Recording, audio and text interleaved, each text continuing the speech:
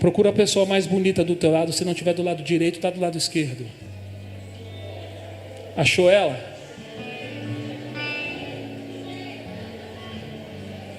Diga para ela assim: tem um lugar na mesa para você, meu irmão. Não, mas desse jeito nem parece que você tomou café, meu irmão. Coloca mais ânimo aí nessas palavras. Diga: tem lugar na mesa para você. Mas não se trata de uma mesa comum. Não é uma mesa de um restaurante, de um bar, de uma churrascaria. Não. Não é uma mesa política, não é uma mesa religiosa, não é uma mesa cultural, muito menos uma mesa ideológica. Se trata da mesa dos filhos, a mesa do Evangelho. Onde estão os filhos aqui nessa noite? Só quem é filho dá um sinal. Mesa é lugar de comunhão, mesa é lugar de intimidade, mesa é lugar de relacionamento. Você não chama qualquer pessoa para se assentar na mesa da tua casa, porque mesa é lugar de intimidade. E para mim isso tem tudo a ver com o Evangelho, porque o Evangelho é muito mais do que pertencer a uma comunidade de fé, é muito mais do que fazer parte de uma liturgia cristã. Evangelho é um relacionamento com Deus vivo. Evangelho é um relacionamento com a pessoa bendita de Jesus Cristo. E o convite do Evangelho é um convite para uma profundidade maior. Jesus, no seu tempo aqui na terra, ele valorizava a mesa, tanto que ele escolheu pessoas para se relacionar. As coisas mais poderosas que Jesus disse no seu ministério na terra, ele não falou para dezenas de pessoas, ele não falou para milhares de pessoas, ele não disse para multidões. As coisas mais poderosas que Jesus ministrou, ele falou no ambiente da mesa. Ele compartilhou com poucas pessoas no ambiente da mesa. Porque quanto mais próximo você estiver dele, mais profundas serão as suas experiências com ele. Por isso o Evangelho é um convite para um nível a mais de profundidade no relacionamento com Jesus.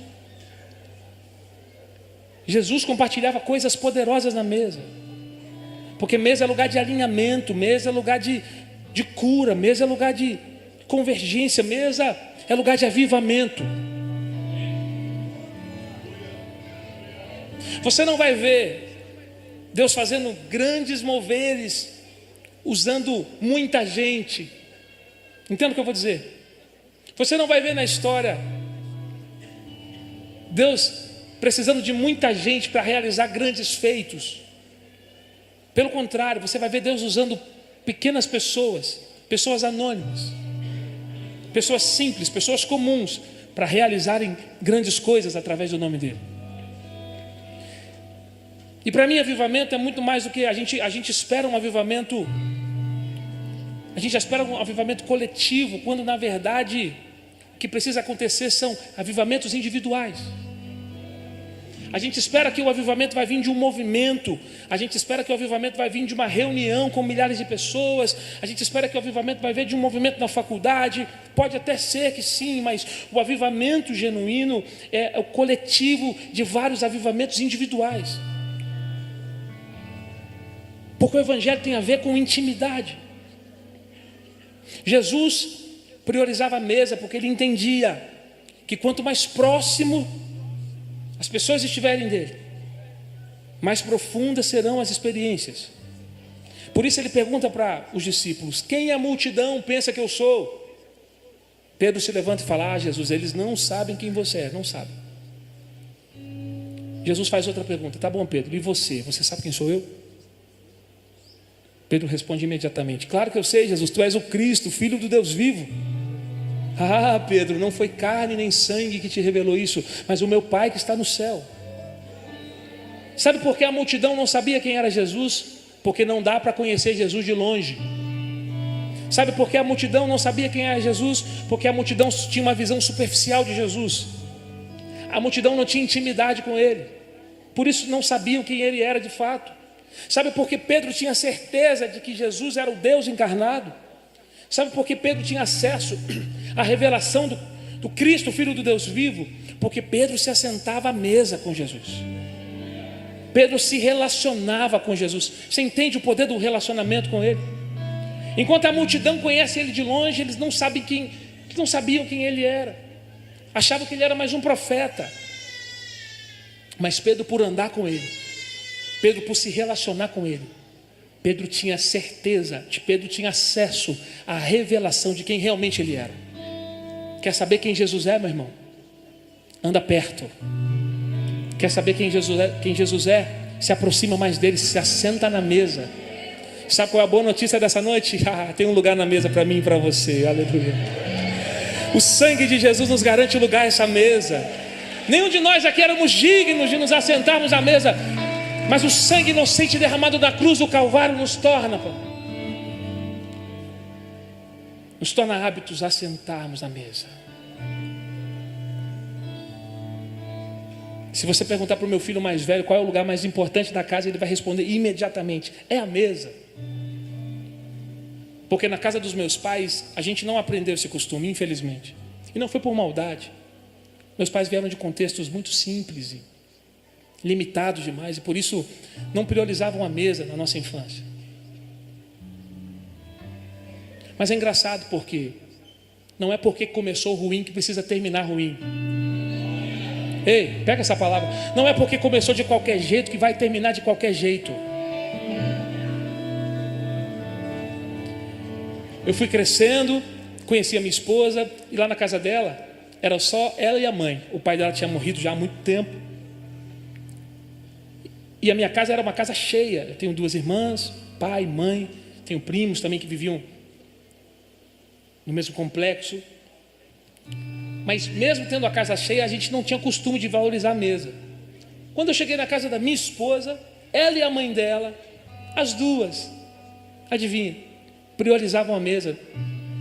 Não abriam mão da mesa. Todas as refeições eram feitas à mesa.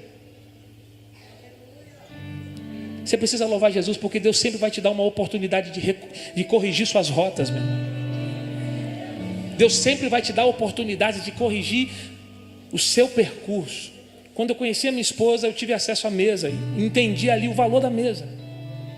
E hoje, graças a Deus, nós priorizamos a mesa na nossa casa. Isso para mim, meu irmão, de verdade, é algo precioso demais. Porque Deus tem me falado mês após mês, anos após anos, o valor da mesa.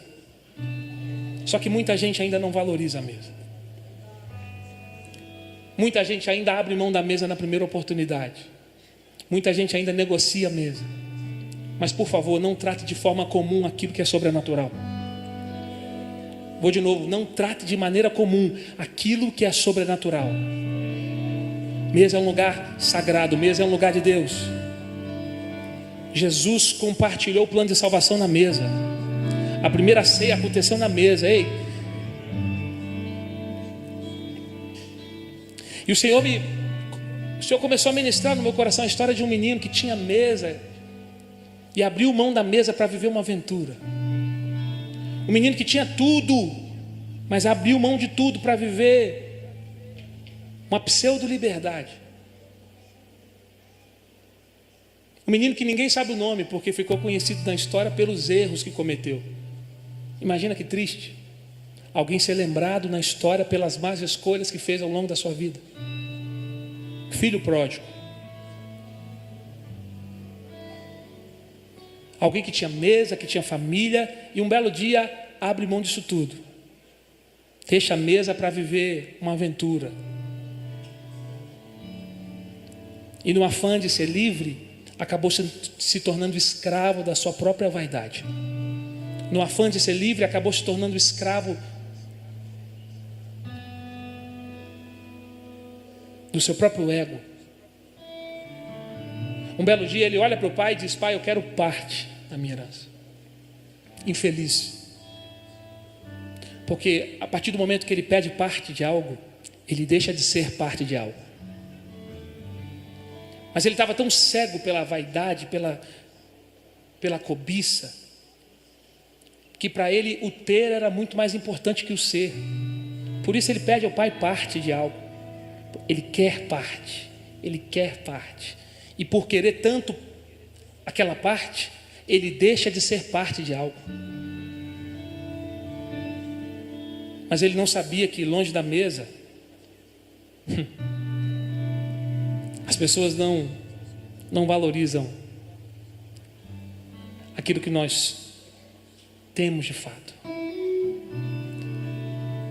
Longe da mesa, meu irmão, você não tem muito valor.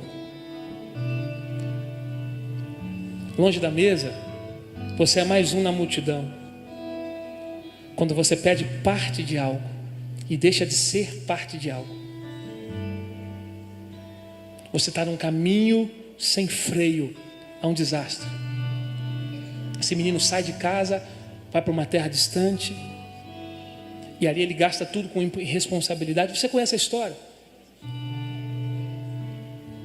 A Bíblia fala que veio uma grande crise sobre a região onde ele estava, e agora ele já não tem mais nada.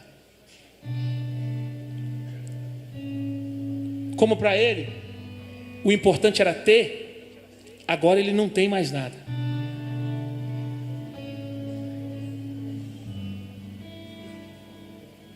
Fundo do poço, um filho, herdeiro, alguém que tinha mesa, alguém que tinha família, alguém que tinha comunhão à mesa, agora está desejando comer a comida dos animais. Mas tem uma coisa linda nessa passagem.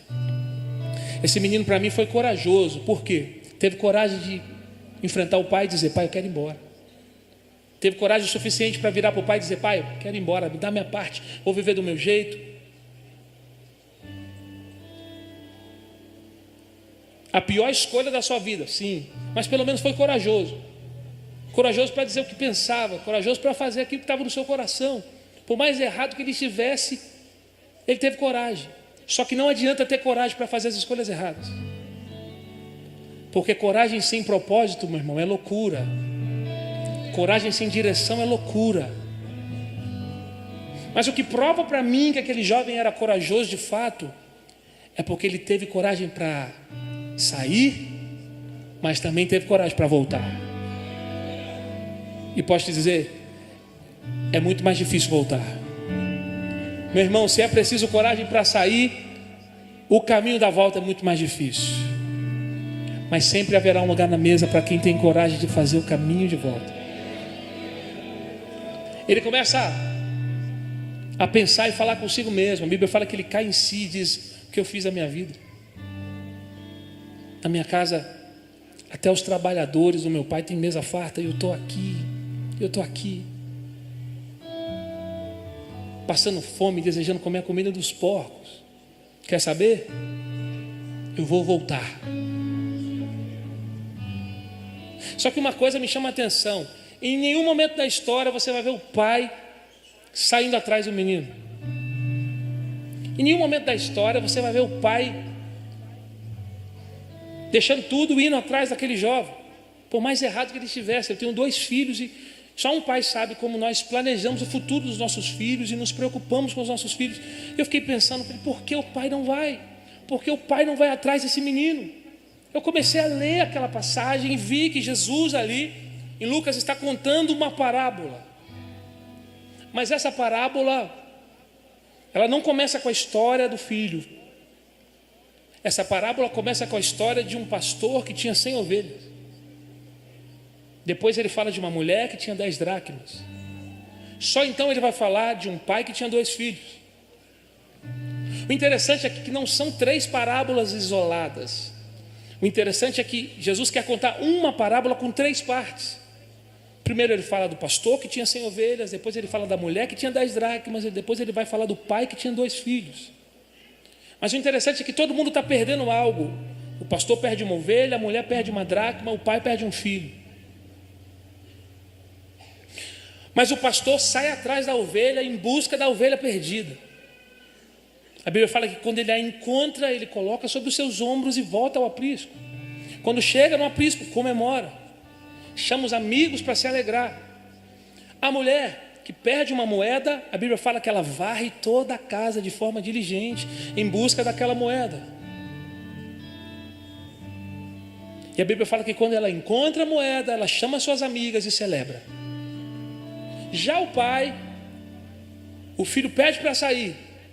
E diferente do pastor de ovelhas, diferente da mulher com as dracmas, o pai não vai atrás do filho. Aí eu buguei, eu fiquei assim, meu Deus, não é possível. Será que uma ovelha, será que uma moeda é mais importante? O que Jesus quer dizer para nós? A ovelha é um animal que precisa de cuidados. Uma ovelha que se perde e não é encontrada, ela provavelmente vai morrer. Ou morre de fome, ou morre porque caiu num buraco, ou morre porque virou alvo fácil de um predador. Por isso o pastor deixa o seu rebanho e vai atrás daquela ovelha perdida. Porque talvez aquela ovelha nunca mais teria condições de voltar para o aprisco. A Bíblia fala que o pastor coloca ela nos ombros e volta. A mulher que perde uma moeda, quem já perdeu dinheiro aqui na rua? Deixa eu ver. Profetizo que você só vai encontrar agora, em nome de Jesus. Aquela mulher, ela perde aquela moeda e a Bíblia fala que ela varre toda a casa, ela acende a luz, ela varre a casa, porque aquela moeda nunca mais voltaria.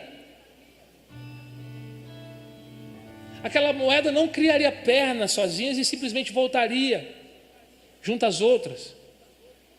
Por isso a mulher varre toda a casa, vai atrás daquela moeda, procura cantinho por cantinho até encontrar a moeda. E ela acha, celebra também. O pastor vai atrás da ovelha, a mulher vai atrás da dracma, mas o pai não vai atrás do filho. Sabe por que o pai não vai atrás do filho? Porque filho sabe o endereço de volta de casa. Ei, filho sabe o caminho de volta para casa. Olha para alguém e fala: se o filho teve coragem para sair, tem que ter coragem para voltar. Sacode alguém na autoridade do nome de Jesus e diga para ele: se o filho saiu com as próprias pernas, precisa voltar com as próprias pernas. E o caminho da volta é difícil, é só para os corajosos, mas sempre haverá um lugar na mesa para quem tem coragem de fazer o caminho de volta. Eu creio. Eu não sei quanto tempo durou aquela viagem, mas aquele jovem estava decidido em voltar. A Bíblia fala que ele começa a ensaiar um discurso.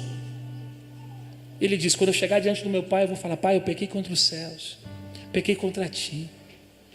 Ele começa a voltar. Imagina ter que passar por uma porta onde um dia ele passou dizendo que nunca mais entraria. Imagina ter que cumprimentar alguém que ele teve certeza que nunca mais olharia na cara. Ei, o caminho da volta é para os corajosos. Enfrentar a crítica, a opinião das pessoas, enfrentar a calúnia das pessoas, a zombaria das pessoas, o julgamento das pessoas. Esse menino se sujeitou a tudo isso porque ele entendeu que longe da mesa ele não tinha valor. Ele entendeu que ele não vale o que ele tinha. A gente não é aquilo que temos, porque amanhã podemos não ter mais. Ele entendeu que a melhor parte é ser filho. Levanta sua mão que eu quero profetizar. Eu declaro que você não será lembrado pelos erros que você cometeu no seu passado. Você não será lembrado pelas más escolhas que você fez no seu passado. Você não é aquilo que o passado diz que você é. Você não é o que o pecado diz que você é. Você não é o que o diabo diz que você é. Você é filho amado. Você é filho amado. Você não é filho pródigo. Você é filho amado por Deus. Mesmo longe, continua sendo filho. Você é amado por Jesus. E há um lugar na mesa para você nessa noite, irmão. Esse menino chega e a Bíblia fala que o pai vai ao encontro dele. Você está comigo na história, sim ou não? O pai vai ao encontro do menino, diferente do caminho da ida, porque a Bíblia fala que ele saiu, ele pegou a herança, ficou um pouco em casa e pouco tempo depois ele meteu o pé. Saiu com dinheiro, achando que era a última Coca-Cola do deserto, mas saiu sozinho. Saiu com parte da herança, né? Que era de direito, mas saiu sozinho. Sabe por quê? Porque o caminho da desobediência é um caminho solitário. O caminho do erro, o caminho da rebeldia é um caminho solitário. Saiu com dinheiro, mas saiu sozinho. Nariz empinado, mas sozinho. Na volta, agora ele está machucado, está ferido, está humilhado, está com fome, pés descalços. Mas a Bíblia fala que o pai vai ao encontro dele. Aleluia. O pai vai ao encontro dele. A Bíblia fala que ele abraça o menino e diz: meu filho estava morto, mas reviveu. Estava perdido, mas foi achado. O menino diz: pai, eu não sou digno nem de ser chamado teu filho. Olha o que o pecado faz na vida de alguém. O pecado rouba a nossa identidade. Aquele menino já nem se conhece mais como filho, está pedindo para ser tratado como um empregado. Ele já nem se reconhece mais como filho, está pedindo um cantinho de fora da casa.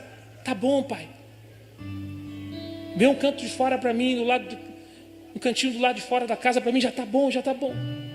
A Bíblia fala que o pai abraça o menino e diz: é meu filho, continua sendo meu filho.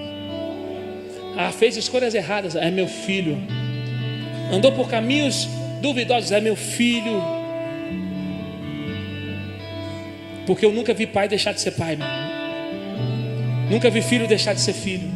Talvez alguém entrou aqui nessa noite precisando ouvir essa palavra. Você é filho amado, você é amado por Deus. Mesmo longe, mesmo fazendo escolhas erradas, você é filho amado. Você tem um pai e ele te ama com amor incondicional, amor de cruz, amor de sangue. Ele te ama incondicionalmente. O pai calça a sandália nos pés do menino, manda colocar um anel no dedo e prepara uma mesa. Aleluia.